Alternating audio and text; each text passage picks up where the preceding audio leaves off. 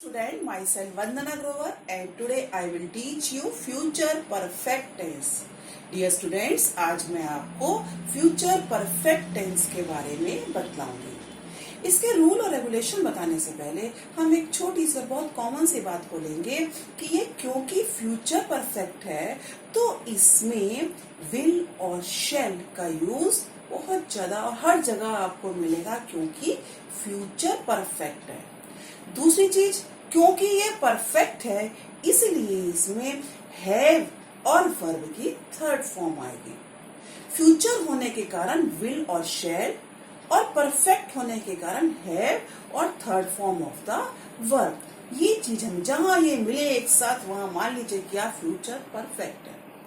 अब हम आते हैं इसकी स्टार्टिंग में इसकी आइडेंटिटी कि हिंदी वाक्यों में हम कैसे इसकी पहचान रखेंगे.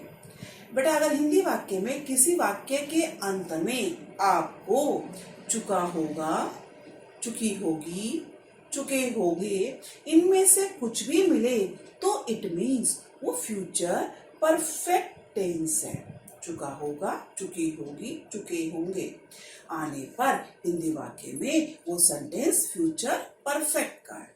ये तो रही हिंदी की. अब इंग्लिश में देखते हैं. इंग्लिश में अगर विल या शेल में से कोई एक चीज और हैव साथ साथ वर्ब की थर्ड फॉर्म आए तो वो फ्यूचर परफेक्ट टेंस है. आइए अब इसके अफर्मेटिव सेंटेंस को रूल को देखते हैं. अफर्मेटिव सेंटेंस में सबसे पहले सब्जेक्ट लेंगे, फिर सब्जेक्ट के अकॉर्डिंग विल है या शेल है, फिर वर्ब की थर्ड फॉर्म और लास्ट में ऑब्जेक्ट. फिर देखिए एक बार, पहले सब्जेक्ट, फिर विल हैव या शेल है, फिर third form of the verb और एट लास्ट ऑब्जेक्ट. अब हम एक इसका एग्जांपल लिख लेते हैं. Ram will have eaten the food.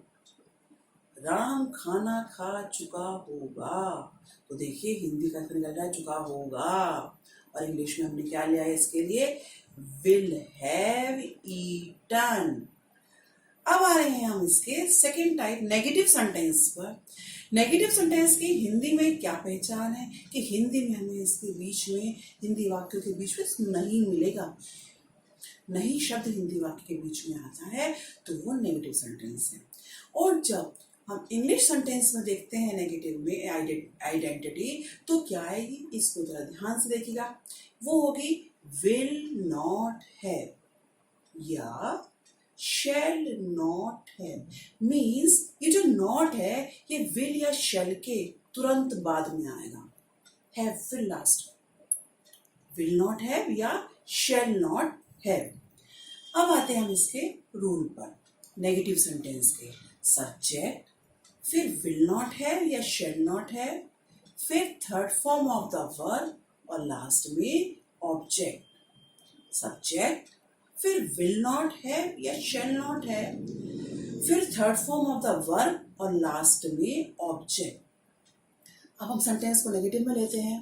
Ram will not have eaten the food. Ram will not have eaten the food. ये तो हुए हमारे नेगेटिव सेंटेंस. अब हम लेते हैं इसके फर्स्ट टाइप इंटरोगेटिव सेंटेंस. जैसा कि आपने पहली वीडियोस में देखा होगा कि फर्स्ट टाइप इंटरोगेटिव की जो हिंदी में पहचान बताते हैं वो ये कि इनके शुरू में क्या शब्द आता है. जब आपको क्या शब्द शुरू में मिले इट मीन्स वो प्रश्न सूचक वाक्य है, फर्स्ट टाइप इंटरोगेटिव है. जब उसको इंग्लिश में हम देखें क्या आइडेंटिटी है तो इंग्लिश में आप देखिएगा कि विल और शैल शुरू में मिलेंगे क्योंकि क्या शब्द की कोई एक के लिए कोई इंग्लिश वर्ड अलग से हम यूज नहीं करेंगे, वॉट वगैरह कुछ यूज नहीं होगा. विल और शैल जब शुरू में आ जाएंगे तो वो क्या की सेंस देंगे. फिर उसके बाद आपका क्या आएगा, सब्जेक्ट और फिर है. ध्यान रखिएगा यहाँ पर कि ये जो विल है यही उठ के शुरू में आ गया और जो हैव है वो सब्जेक्ट के बाद में ही रहा. जैसे हमारा अफर्मेटिव में क्या था, सब्जेक्ट देन विल हैव शैल है. अब ये विल और शैल तो शुरू में आ गए और हैव वही रहा सब्जेक्ट के बाद. तो विल फिर सब्जेक्ट फिर हैव, विल सब्जेक्ट और हैव, या शैल सब्जेक्ट और have, then third form of the verb और फिर ऑब्जेक्ट। अब एक एग्जांपल लेते हैं। Will Ram have eaten the food, या एक और लेते हैं। Shall I have eaten the food. आपने देखा कि दोनों में हम विल और शैल को शुरू में लिया है, हैव को नहीं छेड़ा हमने, वो सब्जेक्ट के बाद ही आया है। अब हम देखते हैं इसके second type interrogative sentence. Second type interrogative sentence को जब हम हिंदी में देखते हैं तो हमें बेटा वाक्य के बीच में कहाँ, कब, क्यों, कैसे, किसने, किसको, कितने, इनमें से कोई एक वर्ड देखने को मिलता है। और इंग्लिश में यही वर्ड, इनको हम WH फैमिली वाले वर्ड भी बोल देते हैं और क्वेश्चन वर्ड भी कहते हैं। तो यही वर्ड हमें सेंटेंस के शुरू में मिलते हैं बिल्कुल। अब आते हैं हम इसके रूल पर। रूल क्या लेंगे हम? अभी आपने देखा कि फर्स्ट टाइप इंटरोगेटिव का रूल, जिसमें हम विल और शैल को शुरू में लाए। इसका आसान तरीका ये है कि अगर आपको कोई सेकेंड टाइप इंटरोगेटिव का सेंटेंस ट्रांसलेट करना है तो सबसे पहले उसमें वो क्वेश्चन वर्ड लिखते हो जो भी वहां दिया हुआ है, वाई, व्हेन, वेयर, जो कुछ भी है।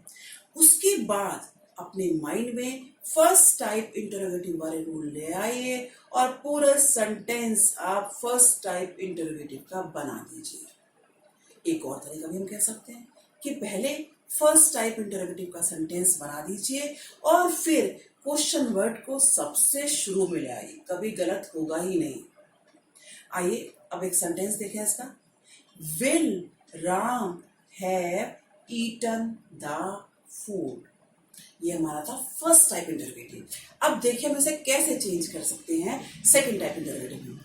Y will Ram have eaten the food, क्या हुआ यहाँ पर? वाई और लग गया। अब वाई की जगह कुछ और, where will Ram have eaten the food. इस तरह से पहले माइंड में फर्स्ट टाइप ले आइए और उसके बाद उस क्वेश्चन वर्ड को शुरू कर दीजिए, तो आपका ये सेकंड टाइप इंटरोगेटिव सेंटेंस तैयार हुआ। तो इस तरह से हमारा ये future tense, future perfect tense complete हुआ।